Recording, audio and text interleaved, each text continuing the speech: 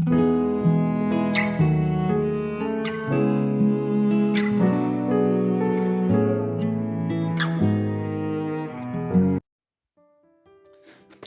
selamat pagi saudaraku. Senang kembali menjumpai saudara pagi ini. Saya berharap kita tetap dalam kasih dan penyertaan Tuhan Yesus. Haleluya.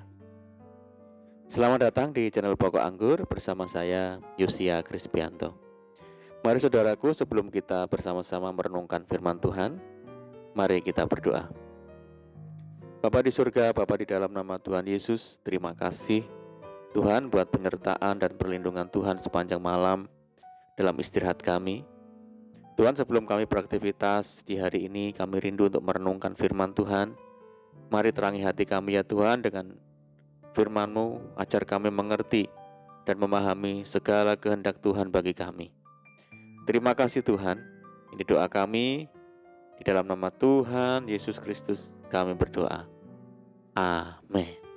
Puji nama Tuhan saudara. Baik, kita akan membaca di dalam Roma 8 ayat yang ke-28. Kita tahu sekarang bahwa Allah turut bekerja dalam segala sesuatu untuk mendatangkan kebaikan bagi mereka yang mengasihi Dia, yaitu bagi mereka yang terpanggil sesuai dengan rencana Allah. Puji Tuhan. Saudaraku, selama kita masih berada di dunia ini, kehidupan kita tak luput dari berbagai masalah dan penderitaan. Mengapa dunia dipenuhi dengan masalah? Masalah dan penderitaan timbul karena dunia sudah jatuh di dalam dosa.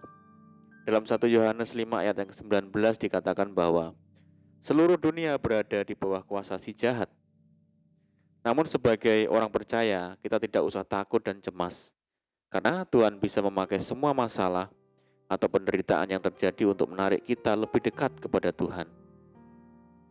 Seringkali situasi sulit atau masa-masa gelap di dalam kehidupan kita memaksa kita untuk datang kepada Tuhan dengan kesungguhan hati.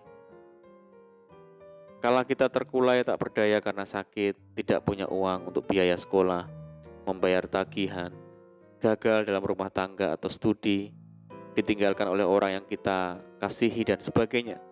Kita menangis dan berteriak kepada Tuhan. Pujian penyembahan kita naikkan kepada Tuhan dengan hati yang hancur dan sangat mendalam.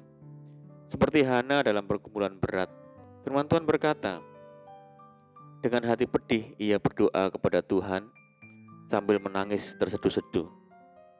Daud berkata, Tuhan itu dekat kepada orang-orang yang patah hati dan ia menyelamatkan orang-orang yang remuk jiwanya. Saudaraku, setiap orang pasti memiliki pengalaman hidup beraneka ragam, mulai dari yang menyenangkan, indah, manis, sampai kepada yang pahit, getir, dan menyakitkan. Banyak di antara kita ketika dihadapkan pada pengalaman-pengalaman hidup yang tidak mengenakan, berupa masalah, berupa ujian, penderitaan, kegagalan, tekanan, goncangan, kesengsaraan, sakit penyakit, krisis, dan sebagainya, cenderung memiliki respons negatif, saudara. Kita bisa kecewa, bisa putus asa, marah, mengeluh, dan bersungut-sungut. Sikap-sikap yang demikian justru akan menjadi musuh terbesar dan penghalang utama kita berjalan dalam rencana dan tujuan Tuhan bagi hidup kita.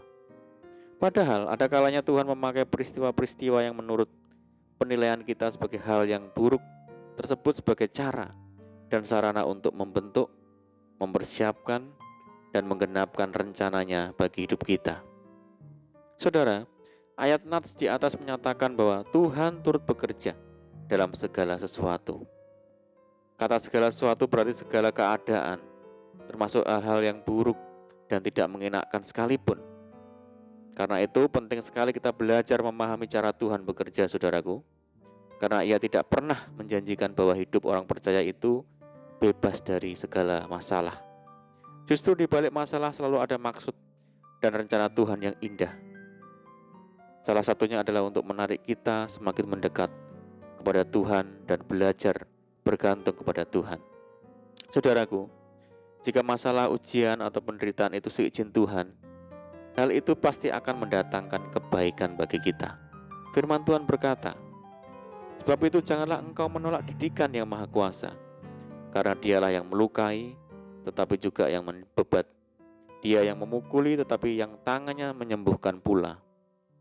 Sebaliknya, jika segala sesuatunya berjalan dengan baik dan mulus saja, seringkali membuat kita terlena. Iman pun tidak bekerja secara maksimal, saudaraku.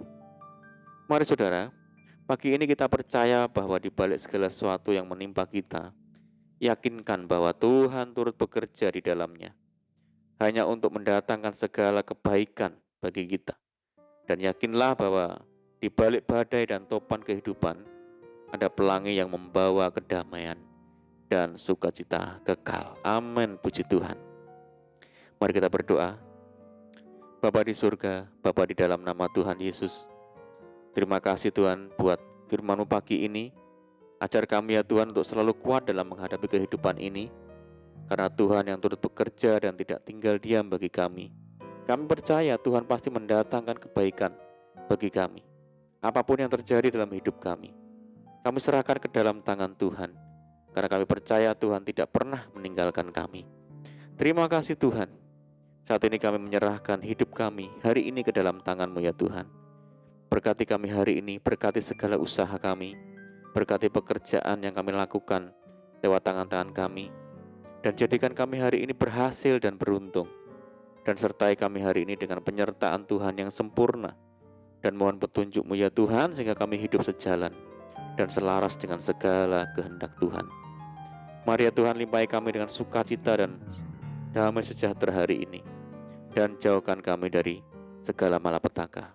Ini doa kami ya Tuhan, kami percaya Tuhan mendengar segala seruan doa-doa kami. Hanya di dalam nama Tuhan Yesus kami berdoa. Amin. Puji Tuhan saudaraku, kita sudah berdoa. Kita percaya penyertaan Tuhan selalu ada bagi kita hari ini. Mari kita tetap mengandalkan Tuhan dan tetap semangat di dalam Tuhan. Saya ucapkan selamat pagi, selamat menyongsong hari yang baru. Selamat beraktivitas. Doa saya menyertai saudara semua. Tuhan Yesus memberkati. Haleluya.